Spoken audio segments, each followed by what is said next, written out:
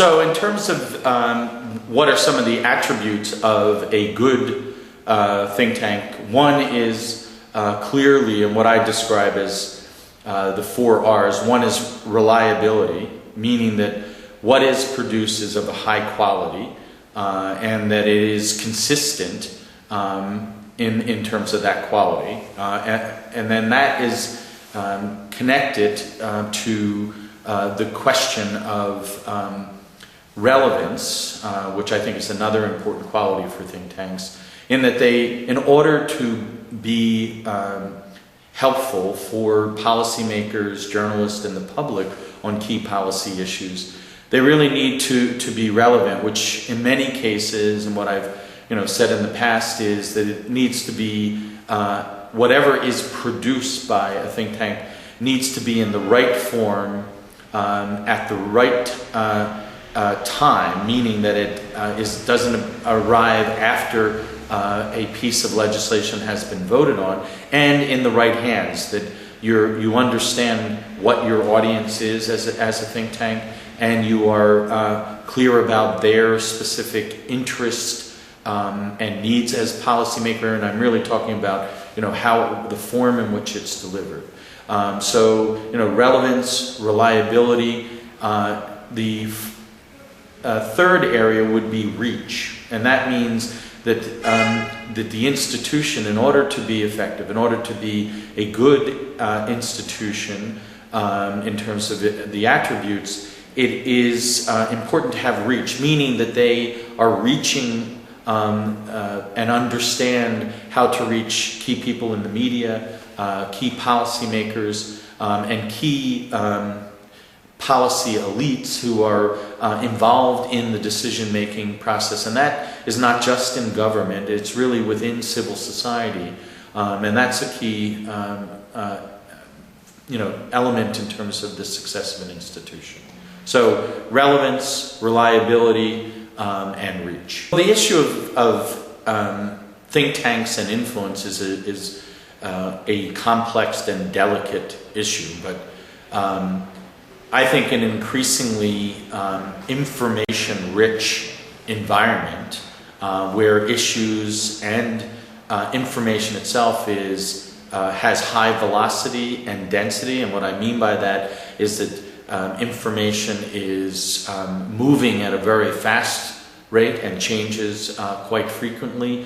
And then secondly, we live in an information-rich or dense environment where there are many sources of information. And for many policymakers and the public, one of the key roles and positive attributes and role that a think tank can play is to help sort through that information and to provide it in a form that is accessible to policymakers. And as I said previously, that it's done in a timely fashion. In terms of comparing think tanks in the United States and Europe, in both contexts, the US think tanks need to understand and learn from European think tanks, and European think tanks need to look at the United States and learn from it. I say that from a European perspective, many of the things, the trends in public policy analysis and think tanks that seem quite extraordinary and at times maybe very negative,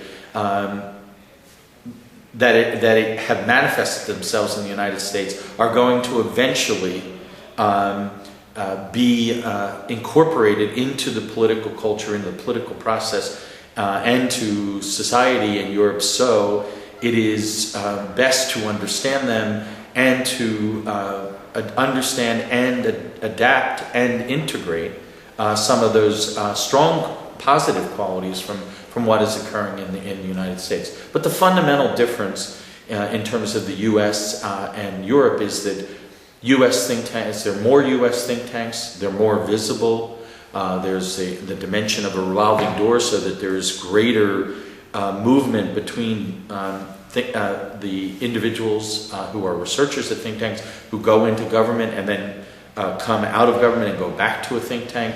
That cross-fertilization helps facilitate an understanding of the demands and challenges and language and approaches that policymakers have.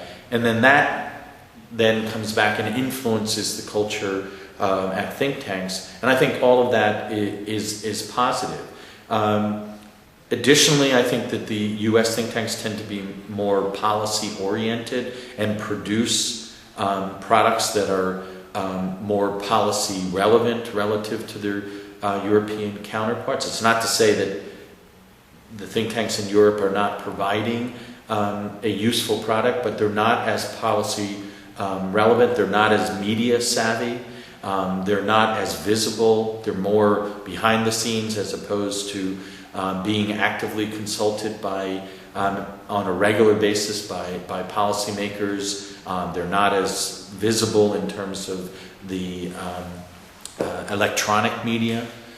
So in those are very stark differences between the United States. I think the differences are narrowing because I see very fundamental changes in European think tanks, but there are remain developments that are transforming, as we speak, how think tanks in the United States operate, which are, and I think the important dimension is it's really not,